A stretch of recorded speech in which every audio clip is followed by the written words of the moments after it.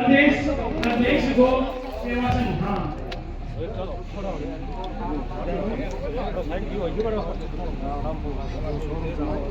और माननीय सांसद महोदय जी हमारे बीच पहुंच चुके हैं। हम जोरदार स्वागत करते हैं माननीय सांसद महोदय श्री धर्मवीर सिंह जी का।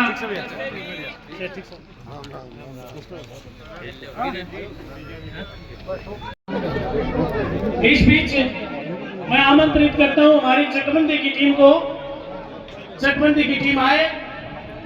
का प्रोग्राम किया है न केवल हरियाणा प्रदेश,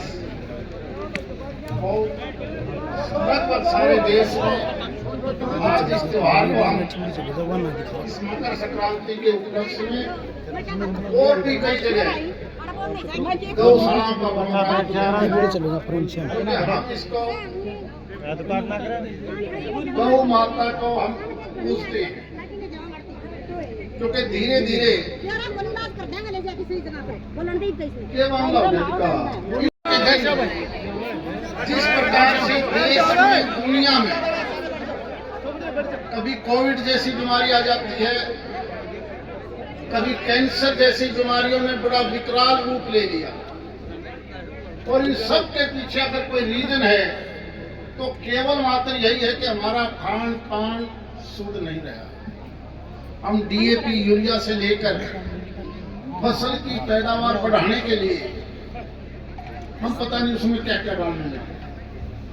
किसी गांव में जा लो, पीने के पानी के बारे में भी शिकायत आएगी कि पानी की सप्लाई ठीक नहीं है। अब वो सप्लाई कैसे ठीक होगी? जहां पर नहर निकलती हैं और बाढ़ के बाद जब पानी भर जाता है, वो इलाका जीरी बोने लगे, वहां एक के किले में 10-10 किले यूरिया और डीएपी डाल देते हैं, और उसी पानी को उठा के नहर के मार्फत जब वाटर वर्क्स में आता है तो बीमारी तो आएगी। एक समय था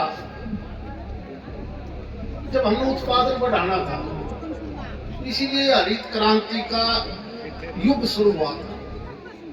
आज से बहुत अरसे पहले जब गेहूं की चावल की पैदावार नहीं होती थी, तो उस वक्त हम हरित क्रांति के नाम से पैदावार बढ़ाने के लिए यूरिया और डीएपी का प्रयोग शुरू किया। परंतु आज के दिन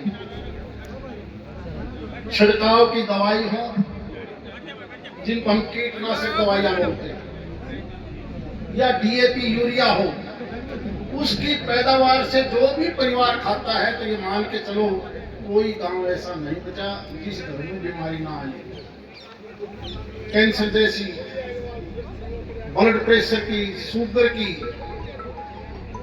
तरह तरह की बीमारियों ने इस देश को घेर लिया, और इस गौशाला के माध्यम से ही, हम गौ माता के माध्यम से ही अपने इस शरीर को, इस खेत की मिट्टी को ठीक कर सकते हैं। एक बार अपने भी भिवानी जिले के 2 गांवों में, एक इसरवाड़ के पास, एक बुढ़ेड़े के पास, इसी प्रकार का एक बैग, मिट्टी का बैग, ये तो मानसा का बैग अलग, उसे मिट्टी का बैग, और मैं हैरान रह गया उसकी बैदगिरी को देख के। वो फिर मेरे साथ नारनौल के बाद कोटपुतली एक जगह है, वहां मैं एग्रीकल्चर के अधिकारियों को भी साथ लेके गया, क्या ये देखो इसकी पैदावार कैसे कर रही है, और मैं हैरान रह गया उसके कामों को देख के।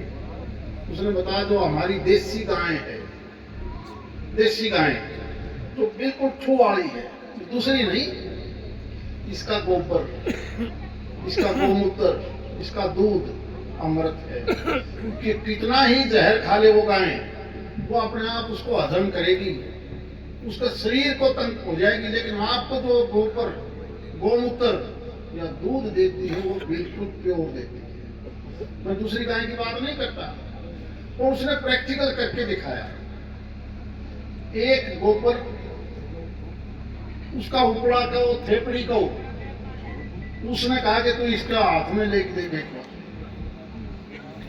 और दूसरा तो अपनी सिंहानी की मिट्टी है, खेत की, वह मिट्टी हाथ में लेके देखो। अगर, और मैं आपके सामने भी वो बात कर रहा हूं, आप यहीं बैठे बैठे एक हाथ में इस मिट्टी को लेके देखो, वो जैसे लोगे ना और इस हाथ को ऊपर करोगे, मिट्टी है मेरे इस हाथ में, मिट्टी तो मेरे इस हाथ में और ये हाथ में ऊपर कर लिया। इसको अगर आप नीचे करोगे तो मेरा हाथ में ताकत नहीं रहेगी, बड़ी आसानी से हाथ में मिल जाएगी। फिर आ जाओ आप उसको धो के और गोबर, सूखा हुआ गोबर गाय का, देसी गाय का, वो हाथ में और उसको लेकर पकड़ो, फिर इस हाथ में आपकी 3 गुना ताकत आ जाएगी उसी वक्त। समझेगा मेरी बात? 3 गुना ताकत आ जाएगी देखते देखते। इसका मतलब क्या है कि हमारी गौ माता को हम इसलिए पूछते हैं कि वो सारी बीमारियों को दूर करता है। मिट्टी के अंदर भी वो भस्म बना के अगर 3 साल कुछ और पदार्थ डाल के डाल लोगे तो वो मिट्टी जहर रहित हो जाएगी। आज कोई चीज अगर सरकार लागू करती है तो सरकार के खिलाफ कहने वाले बहुत आ जाएंगे कि तुम तो डीएपी यूरिया नहीं देना चाहते, इसलिए तुम प्रचार कर रहे हो। ईमानदारी से बताना, जिसके 10 एकड़ जमीन है, आज हरियाणा प्रदेश में टोटल जमीन है पानी की, बिना पानी की, कुएं की, नहर की, 83 लाख एकड़ जमीन है टोटल प्रदेश में, टोटल 83 लाख एकड़। और आपको पता है हम बाहर से जो जहर मंगवाते हैं डीएपी और यूरिया के तौर पर, उसमें केवल सब्सिडी हरियाणा प्रदेश को जो हम बांटते हैं वहां 9,000 करोड़ रुपए की है। 9,000 करोड़ का हम जहर खरीद के जमा हर किसान को देते हैं, ले भाई तू तेरा डीएपी यूरिया डाल दे। और जो 9,000 करोड़ को तुम अगर चाहो तो किले लपटा आ जाए 10,000 और किले में आए जड़े तो 7 ट्राली घेर लो गाय के गोबर का खाद बना के, तो 10,000 में किला 5-4 साल पास बल्कि उग जाएगा, जो का हमने घना खाद ना घेरे बतेरा हो गया, दोबारा ताकत आ जाएगी उसमें। जबकि आप हर साल 10,000 की हर साल डीएपी यूरिया डाल दिए, अगर वही डल जाए और तुम मांग करो कि हम डीएपी यूरिया नहीं डालेंगे, मुझे तो केवल 10,000 दे दे, मैं तो मेरा देसी गोबर का खाद घेरूंगा बनाऊंगा, तो हमारी पैदावार भी इतनी बढ़ जाएगी, बीमारी भी दूर रख जाएंगी। और ये पहल हमें करनी चाहिए। सरकार अगर लागू करेगी तो क्या होगा, ये जब आ बैठेंगे किसान यूनियन वाले, इन्हें तो डीएपी यूरिया अपन देना जाने के किन अपन ठोकाव है, फिर तू 10,000 का घेर की देख, तो जिसका 10 किले से उसने लाख रुपये ठहरे एक साल में इतना खाद बन जाएगा आपका कि ऊपर कोई उस जमीन पे 2 साल 5-10 साल पास तो करोगा इतना ना गिरे।